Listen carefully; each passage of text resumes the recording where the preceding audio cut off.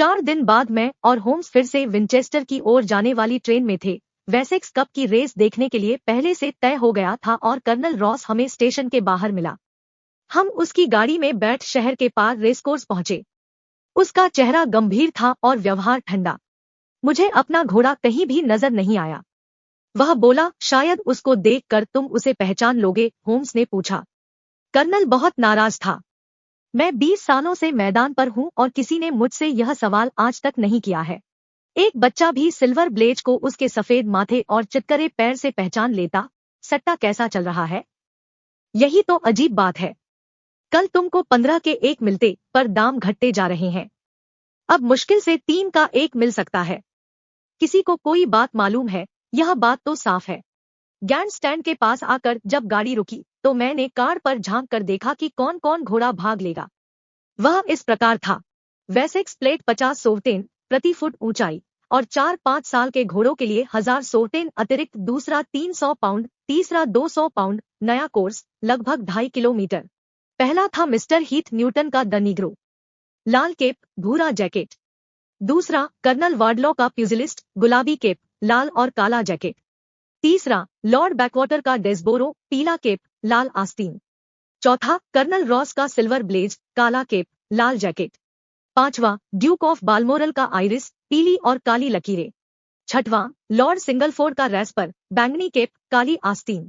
हमने दूसरा वाला काट दिया और सारी उम्मीद तुम्हारे वादे पर लगा दी, कर्नल ने कहा।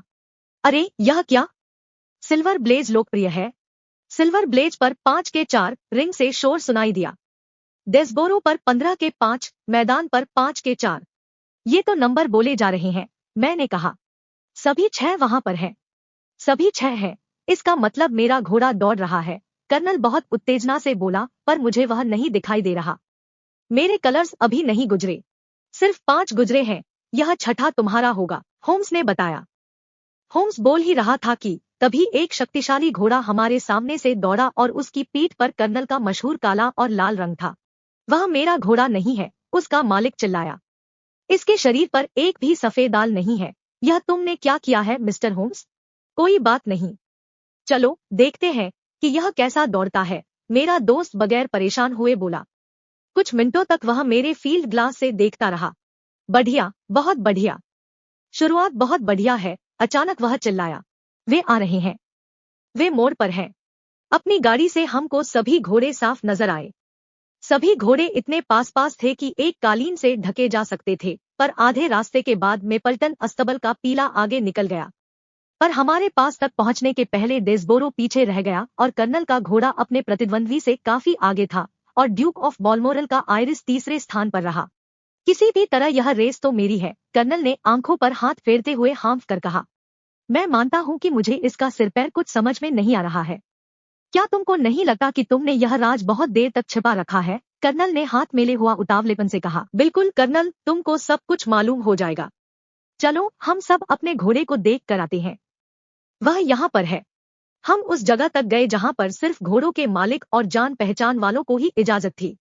तुम इसका पैर और चेहरा वाइन की स्पिरिट में धो और तुम पाओगे कि यह वही तुम्हारा अपना सिल्वर ब्लेज है। तुम तो मेरी सांस रोक रहे हो, कर्नल लगभग हाँफते हुए बोला। मैंने उसे एक धोखेबाज के यहाँ ढूंढ निकाला था और इसको वैसे ही दौड़ाया जैसा यह मिला था। माय डियर सर, तुमने तो कमाल कर दिया। घोड़ा बिल्कुल ठीक और तंदुरुस्त दिख रहा है। इससे पहले वह कभी भी इससे अच्छा नहीं दौड़ा। मैं 1000 बार माफी मांग रहा हूँ कि तुम्हारी काबिलियत पर शक किया। तुमने मेरा घोड़ा ढूंढकर मुझ पर बड़ा एहसान किया है। इससे भी बड़ा एहसान मुझ पर यह होगा कि जॉन स्ट्रेकर के हत्यारे का पता लगाकर दो, कर्नल ने लगभग हाथ ही जोड़ते हुए कहा। वह मैं कर चुका हूँ, होम्स ने शांति से कहा। कर्नल और मैं उसे अचंभे से देखते रह गए। तुमने ढूंढ निकाला, तो फिर वह कहाँ है? वह यही है। यही कहाँ? इस समय मेरे पास ही है। कर्नल गुस्से से लाल हो गया। मैं समझ रहा हूँ कि मैं तुम्हारे एहसान के बोझ से दबा हुआ हूँ मिस्टर होम्स, पर मुझे यह समझना होगा कि तुमने जो कुछ अभी कहा है वह या तो मेरी बेइज्जती है या बड़ा भद्दा मजाक। शर्लॉक होम्स हंस पड़ा। मैं तुमको आश्वासन दे रहा हूं कि हमने इस जुर्म से तुम्हारा नाम नहीं जोड़ा है, कर्नल, वह बोला। असली हत्यारा तो ठीक तुम्हारे पीछे खड़ा है, होम्स ने मुस्कुराते हुआ जवाब दिया।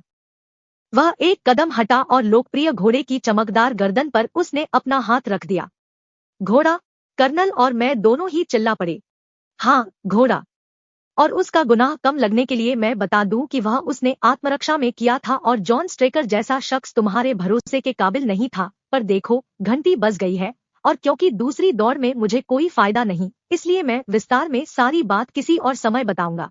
उस शाम हमें पुलमैन कार का एक कोना मिल गया था जिसमें हम वापस लंदन आए, और मुझे लगता है कि यह यात्रा कर्नल रॉस और मुझे बहुत छोटी लगी, क्योंकि रास्ते भर हम अपने दोस्त से सारा किस्सा सुनते रहे थे जो उस सोमवार की रात डार्टमूर के ट्रेनिंग अस्तबलों में हुआ था और कैसे उसने सारी गुत्थी सुलझाई। मैं मानता हूँ, वह बोला, जो भी अनुमान मैंने अखबारों की रिपोर्ट के आधार पर बनाए थे वे गलत थे। फिर भी उनमें कुछ संकेत मिल रहे थे जो दूसरे विवरणों की वजह से धुंधले पड़ गए थे। मैं यह मानकर डेवनशायर गया था कि फिट्जरॉय सिम्पसन ही असली अपराधी है, हालांकि मैंने यह भी देखा था कि उसके खिलाफ सबूत पक्के नहीं थे। जब हम ट्रेनर के घर पहुंचे तो गाड़ी में बैठे बैठे मुझे समझ में आया कि उस रात शोरबे वाले मटन का क्या महत्व था। तुमको याद होगा कि मैं परेशान था। मैं मानता हूँ, कर्नल ने कहा, अब भी मुझे नहीं समझ में आ रहा कि इससे हमें कैसे फायदा हो सकता है। जब हम ट्रेनर के घर पहुंचे तो गाड़ी में बैठे बैठे मुझे समझ में आया, और तुम सबके उतरने के बाद भी गाड़ी में बैठा रहा था।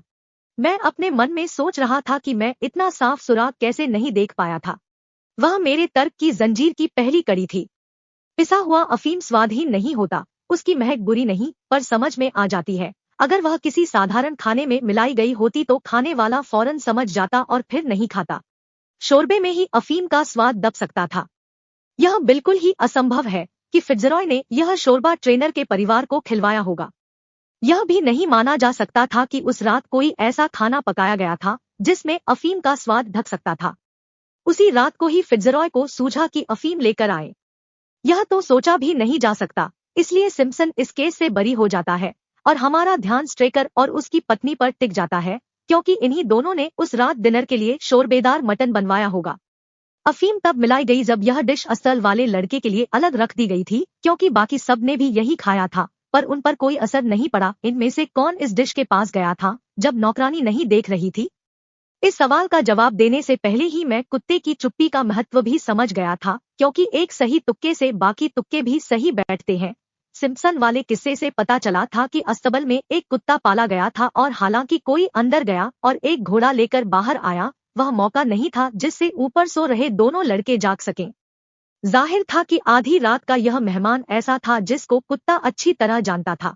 मैं पहले ही समझ गया था, या करीब करीब समझ गया था, कि रात के सन्नाटे में जॉन स्ट्रेकर ही असल में जाकर सिल्वर ब्लेज को बाहर लाया था, पर इसका मकसद क्या था ये जानना बाकी था। साफ तौर पर उसकी नीयत साफ नहीं थी, वरना वह अपने ही अस्तबल के लड़के को नशीला खाना क्यों खिलाता। पर मुझे इसकी वजह नहीं समझ में आ रही थी। आज से पहले भी केस हुए हैं जब ट्रेनरों ने अपने ही घोड़ों के खिलाफ भारी सट्टा लगाया है और फिर बेईमानी करके उनको जीतने से रोका है। कभी यह काम जॉकी की जेब गरम करके होता है और कभी कभी दूसरे तरीके अपनाए जाते हैं। यहाँ पर क्या हुआ था?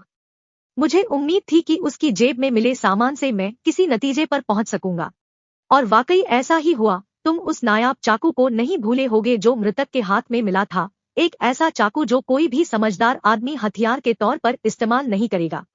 जैसा डा वॉटसन ने हमें बताया, उस तरह के चाकू का प्रयोग बारीक से बारीक सर्जरी के काम लाया जाता है। यह चाकू उस रात एक बारीक सर्जरी के काम आने वाला था। घुड़दौड़ के अपने खासे अनुभव से तुम जानते ही हो कर्नल रॉस कि घोड़े के कूल्हे की नस पर हल्का सा चुभो देने से उसका कोई निशान नहीं रहता। जिस घोड़े के साथ ऐसा किया गया हो वह हल्का सा लंगड़ाने लगता है, जिसका कारण या तो गठिया या ज्यादा कसरत समझा जाता है। इस पर कभी भी शक नहीं होता कि घोड़े के साथ छेड़छाड़ हुई है। दुष्ट पाजी, कर्नल बौखलाया। अब तुमको यह तो समझ में आ गया होगा कि जॉन स्ट्रेकर घोड़े को बाहर क्यों ले गया था। इतनी स्फूर्ति वाले घोड़े पर अगर चाकू लगाया जाता तो वह इतना शोर मचाता कि गहरी से गहरी नींद में सोने वाला भी जाग जाता। इसलिए यह बिल्कुल जरूरी था कि उसे बाहर ले जाया जाए। मैं अंधा रहा हूँ, कर्नल बोला, इसीलिए उसे मोमबत्ती चाहिए थी और उसने माचिस जलाई थी। इसमें शक नहीं, पर उसके सामान की जांच करते समय मुझे न सिर्फ उसके जुर्म का तरीका बल्कि जुर्म की वजह भी मिल गई। एक दुनियादार इंसान होने के नाते कर्नल, तुम जानते ही हो कि लोग दूसरों के बिल जेब में लिए नहीं फिरते। हम सब के पास अपने ही काफी बिल भरने को होते हैं। मैं फौरन समझ गया कि स्ट्रेकर दोहरी जिंदगी जी रहा है और एक दूसरा परिवार भी पाल रहा है। बिल देखकर मैं समझ गया कि इस मामले में एक महिला शामिल थी जिसकी फरमाइशें बहुत महंगी थी। तुम अपने नौकरों के लिए हाथ खुला रख सकते हो, पर उनकी बीवियों की 20 गिनी की ड्रेस नहीं दिलवा सकते। मिसेस ट्रेकर से ड्रेस के बारे में पूछा तो उसके जवाब से मैं समझ गया कि ड्रेस उसे मिली नहीं थी। फिर मैंने मिलिनर का पता लिया और सोचा कि अगर मैं वहां पर स्ट्रेकर की फोटो के साथ जाऊं तो मैं इस काल्पनिक डार्बीशर का भेद खोल सकूंगा। उस समय के बाद सब कुछ साफ हो गया। स्ट्रेकर घोड़े को गड्ढे तक ले गया जहां उसकी रोशनी कोई देख नहीं सके। भागते समय सिम्पसन का केप गिर गया था और स्ट्रेकर ने यह सोचकर केप उठा लिया होगा कि शायद वह घोड़े के पैर बांधने के काम आ सकेगा। गड्ढे में पहुंचने पर वह घोड़े के पीछे गया और माचिस जलाई, पर अचानक हुई उस रोशनी से घोड़ा डर गया और जानवरों की अद्भुत आभास शक्ति से जान गया कि उसको कोई नुकसान पहुंचाया जाने वाला है। इसलिए वह उछला और उसकी स्टील की नाल पूरे जोर से स्ट्रेकर के माथे पर लगी। बरसात के बावजूद उसने अपना ओवरकोट उतार दिया था कि उसके नाजुक काम में बाधा न आए और गिरते गिरते वह तेज चाकू उसकी जांघ में घुस गया। क्या मैं सारी बात समझा चुका? कमाल है, कर्नल बोला। ऐसा लग रहा है कि तुम वहीं थे। मेरा आखिरी तुक्का, मैं मानता हूँ, जरा लंबा था।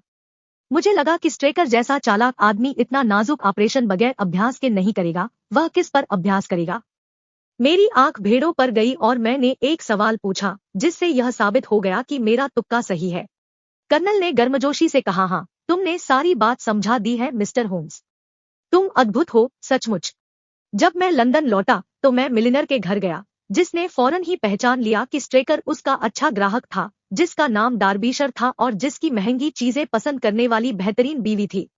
मुझे शक नहीं है कि इस औरत ने उसे सिर से पैर तक कर्ज में डुबो दिया था और इसलिए उसे यह मनहूस साजिश रचनी पड़ी। तुमने एक बात के अलावा सब कुछ समझा दिया है कि घोड़ा कहाँ था, कर्नल बोला। ओह, वह भाग गया और तुम्हारे एक पड़ोसी ने उसे अपने यहाँ रख लिया। उसे हमें माफी देनी होगी। मैं सोचता हूँ कि यह है क्लैपहैम जंक्शन। अगर मैं सही कह रहा हूँ तो हम 10 मिनट से कम समय में विक्टोरिया पहुँच जाएंगे। अगर हमारे कमरे में सिगार का कश लेना चाहते हो कर्नल, तो मैं खुशी खुशी वह सारी जानकारी दे दूंगा जो तुम चाहते हो।